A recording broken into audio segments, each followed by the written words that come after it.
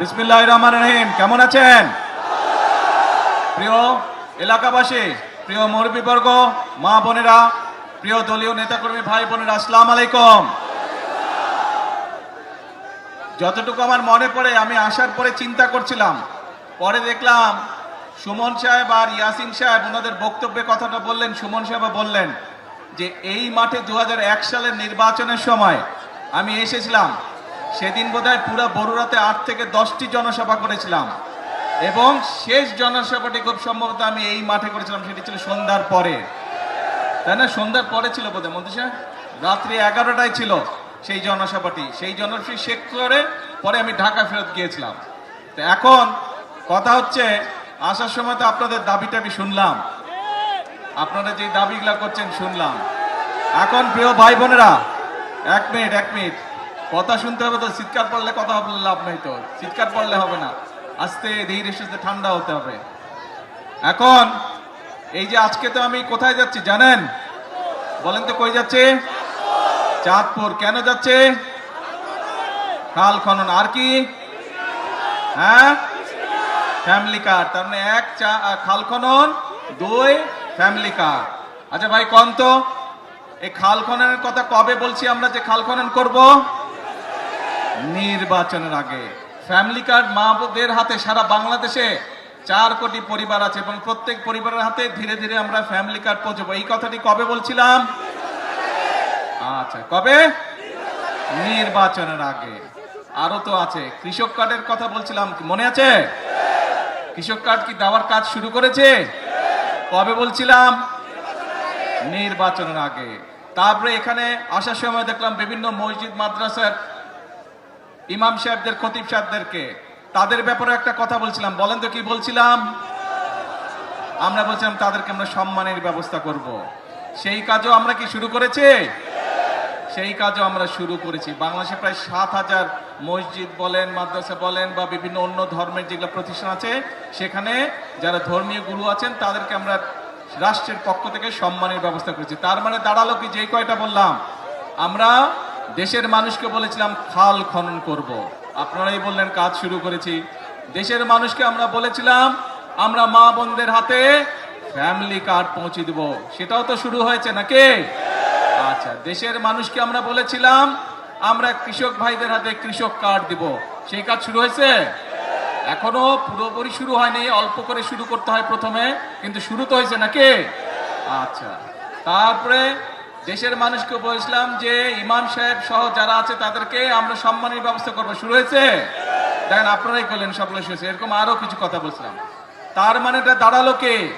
তার মানেটা দাঁড়ালো বিএনপি জনগণের কাছে যেই ওয়াদা দেয়, বিএনপি সরকার পরিচালনার দায়িত্বে থাকলে সেই ওয়াদা বিএনপি পূরণ করে। আমি এখানে সেই 2001 সালের নির্বাচনে আমি বরুড়াবাসীর সামনে দাঁড়িয়ে বলেছিলাম যে বরুড়া আর আমার জেলা বগুড়া দুটো উচ্চারণ অনেক কাছাকাছি। আমি যেরকম আমার এলাকার উন্নয়ন দেখব, ইনশাল্লাহ আমি বরুড়ার বিষয়ে সহযোগিতা করব। কথা রেখেছিলাম আমরা সেই সময়।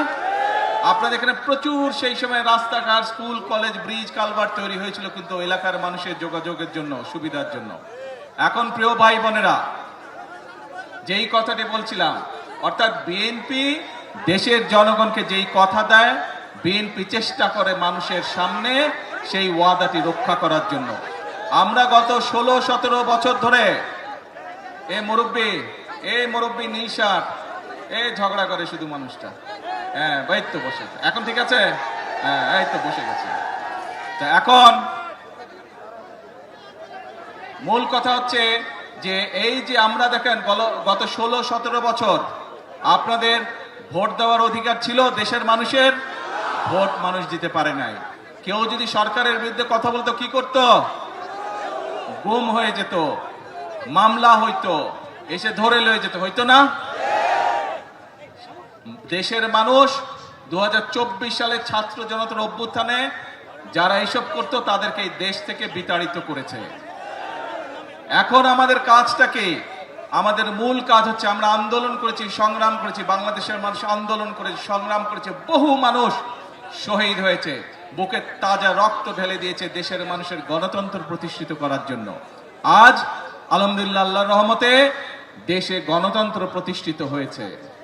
আপনারা আপনাদের জনপ্রতিনিধি অর্থাৎ যারা এলাকার উন্নয়ন দেখভাল করবে, এলাকার রাস্তাঘাট হলো কিনা দেখভাল করবে, এলাকার মানুষ চিকিৎসা পেল কিনা দেখভাল করবে, এলাকার সন্তানরা শিক্ষা ব্যবস্থা ঠিকভাবে পাচ্ছে কিনা, স্কুল কলেজ হচ্ছে কিনা দেখভাল করবে, ব্রিজ কালভার্ট তৈরি করবে, মসজিদ মাদ্রাসার সংস্কার করবে, সেই সকল ব্যক্তিকে আপনারা নির্বাচিত করে সংসদে পাঠিয়েছেন, যারা এলাকার মানুষের কথা বলবে এবং এলাকার জন্য কাজ করবে। প্রিয় ভাই বোনেরা, এখন আমাদের সময় হচ্ছে দেশকে পুনর্গঠন করা। আমরা 1971 সালে যুদ্ধ করে এই দেশ স্বাধীন করেছিলাম। ঠিক একই সময় পৃথিবীর অনেকগুলো দেশ, আমাদের এই এশিয়া মহাদেশীয় অনেকগুলো দেশ সেই সময়ও স্বাধীন হয়েছিল, তার একটু আগে পিছে দিয়ে, কিন্তু সেই দেশগুলো আমাদের থেকে অনেক এগিয়ে গিয়েছে। আমরা এক বিরাট স্বৈরাচারের কবলে পড়েছিল এই দেশ, এই দেশের মানুষ। সেই স্বৈরাচার থেকে, কবল থেকে এই দেশকে, দেশের মানুষ মুক্ত করেছে, যেভাবে ঠিক 1971 সালে হানাদার বাহিনীর হাত থেকে বাংলাদেশের মানুষ স্বাধীনতাকে ছিনিয়ে নিয়ে এসেছিল। প্রিয় ভাই বোনেরা, দেশ শুধু স্বাধীন করলে হবে না, দেশ যদি স্বাধীন করে, দেশকে যদি স্বৈরাচার মুক্ত করে, পরবর্তী কাজ হচ্ছে দেশকে পুনর্গঠন করা, দেশকে সামনের দিকে নিয়ে যাওয়া, দেশের মানুষের জন্য ব্যবসা বাণিজ্য চাকরি বাকরি এগুলি নিশ্চয়তা বিধান করা, দেশের মা বোনরা যাতে স্বাবলম্বী হতে পারে, সেটি শিক্ষায় হোক অথবা অর্থনৈতিকভাবে হোক, সেই ব্যবস্থা গ্রহণ করা, দেশের কৃষক ভাইরা যাতে স্বাবলম্বী হতে পারে সেজন্য সেই কারণে কাজ করতে হবে।